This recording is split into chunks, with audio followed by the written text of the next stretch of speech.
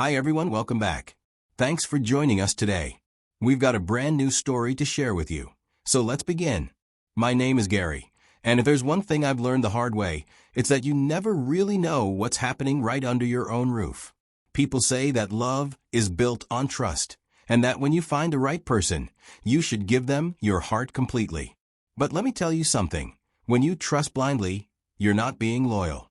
You're being a fool. I learned that the hard way. I believed in love. The kind where you commit fully, have each other's backs, and don't even entertain the thought of betrayal because you assume your partner values the relationship as much as you do. I never thought I would be the man sitting here, telling a story about how my own wife made me question everything I believed about love, commitment, and marriage. But here I am. Looking back, I realize how easy it is to be deceived when you're in love. You don't see the signs, or maybe you do, but you brush them off because you don't want to believe that the person you trust could be capable of hurting you. You assume that since you're faithful and all in, they must be too. But that's not always the case. After everything I've been through, I honestly feel like love is just a scam, a word people throw around without truly meaning it. If you stick around, you'll understand exactly why I feel this way. I met my wife, Kimberly, when I was 30. She was 25 and full of life.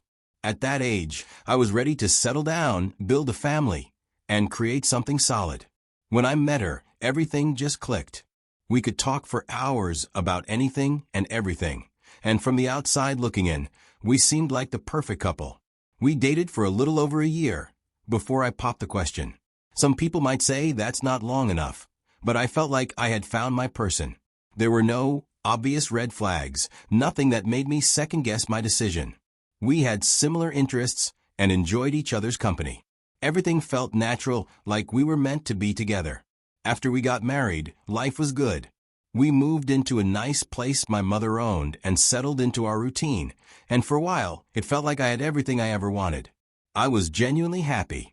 We did almost everything together in the beginning, but looking back, the biggest betrayals come from the people you trust the most. One day, Kimberly mentioned that her phone was acting up. It kept freezing, the battery drained too fast, and certain apps wouldn't open. She was frustrated, so I told her I'd take care of it. So, I took her phone to a repair shop, thinking it would be a quick fix. The technician looked at it and told me that repairing the phone would cost almost half the price of a brand new one. That didn't make much sense to me. If I was already spending that much, I might as well get her something new. I figured she'd be happy about it, and honestly, I liked the idea of surprising her. So, instead of going for the repair, I went ahead and bought her a brand new phone. What I didn't know was that this small decision would change everything. Before transferring files from the old phone to the new one, I decided to check through it one last time before giving the go-ahead order. I wanted to make sure everything important was backed up properly. Photos, contacts, messages, basic stuff. But as I scrolled through the menu, a disguised folder caught my attention. It was hidden and wasn't visible among other regular files. My gut told me to open it. When I did, my entire body stiffened. There it was, a dating app inside the folder. My brain struggled to process why my wife would have a dating app. I decided to open it, and as I kept scrolling, it was evident she was up to something. The messages inside told me everything I needed to know. She had been talking to other men, not just recently, but even back when we were dating. Some conversations were playful, some outright flirty, and others too explicit for me to even stomach. My fingers tightened around the phone as I read line after line. Different men, different conversations, but the same pattern. She laughed at their jokes, entertained their advances, and responded in ways that made it clear she wasn't just being friendly. She had been doing this under my nose the entire time. So, without hesitation, I took screenshots, capturing names, dates, and the worst parts of the conversations. I made sure to get everything. If she tried to lie her way out of it later, these messages would speak for themselves. Once I had what I needed, I locked the phone and handed it to the shop operator. "Go ahead with the transfer," I said, my voice steady. As the technician continued transferring the files, I stood there, completely zoned out. I wondered if she had always been like this. No matter how I turned it in my head, one thing was clear. This wasn't something I could ignore. I needed to talk to her. I needed answers. By the time I got home, I had already decided how I was going to handle it. So, when I walked through the door, I pulled out the brand new phone and handed it to her with a small smile, watching her face closely. Her eyes lit up, and she immediately wrapped her arms around me, pressing a kiss to my cheek.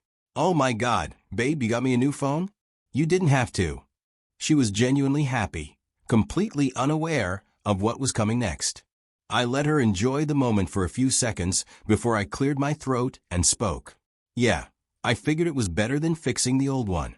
By the way, I looked through your phone before the transfer started." My voice was calm, but direct.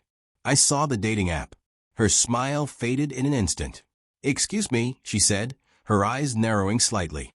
I held her gaze. "I saw it, Kimberly. I saw the messages. You've been talking to other guys."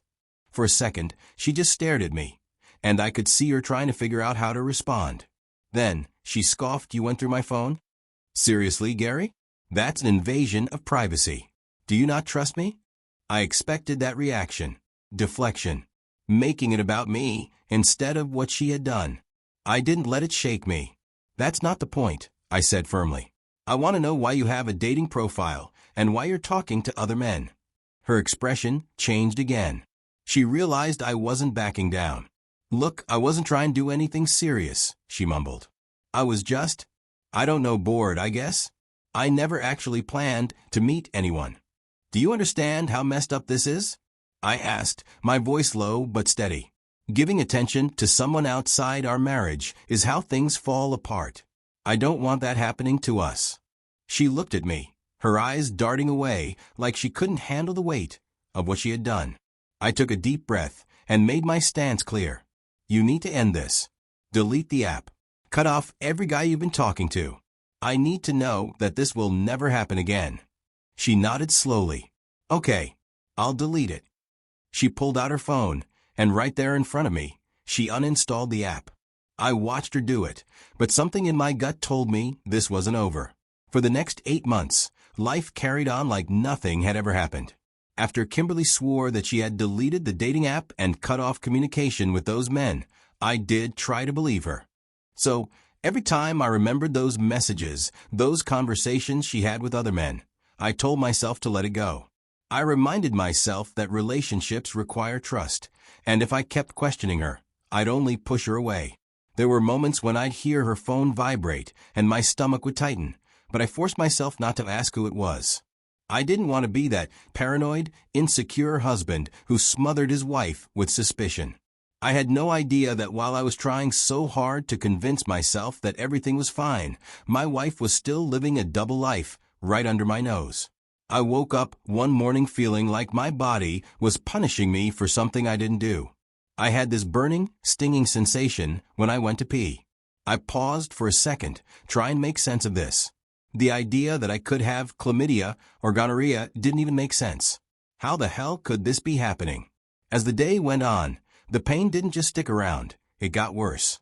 What started as a mild irritation turned into full-blown agony. Every trip to the bathroom felt like torture. By evening, I noticed something even more disturbing.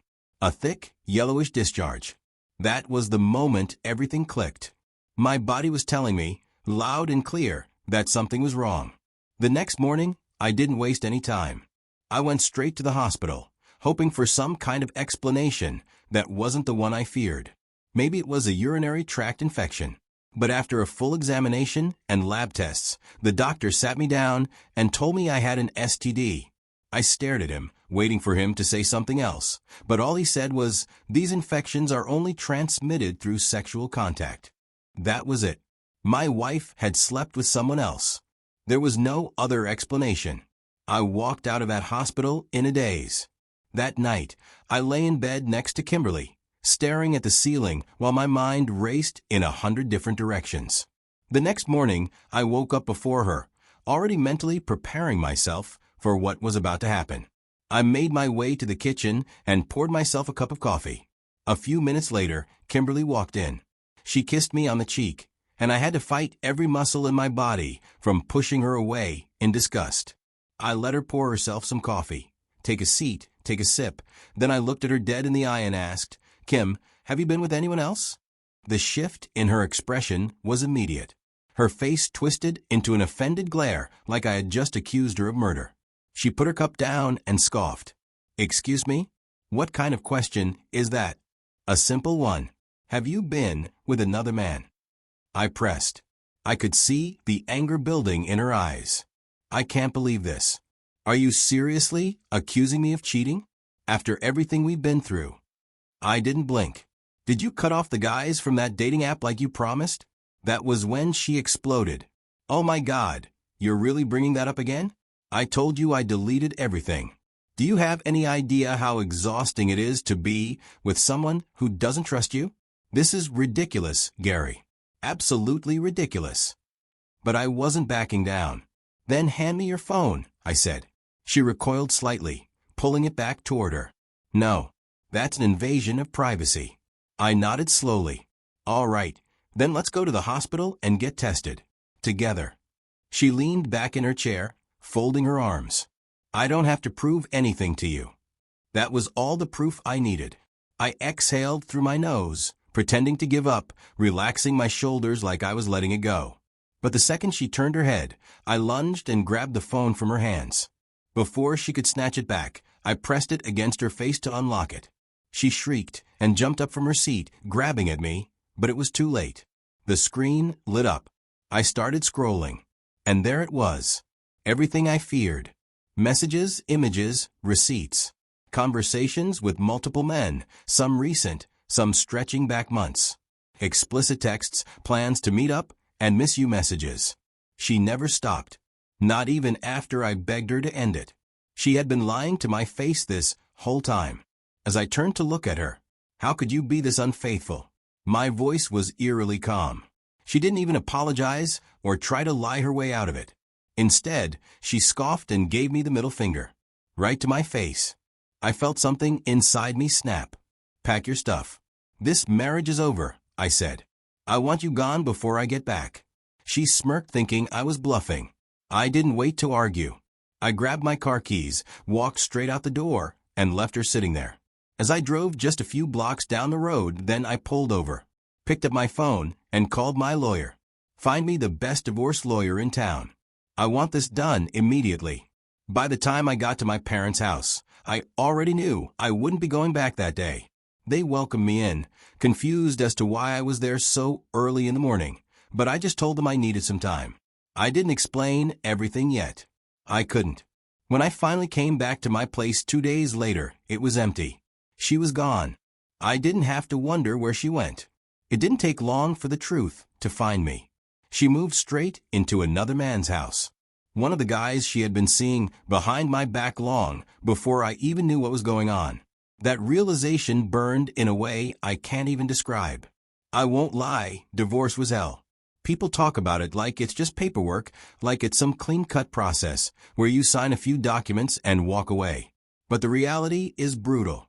Divorce isn't just about legally separating from someone. It's about untangling yourself from the life you built with them.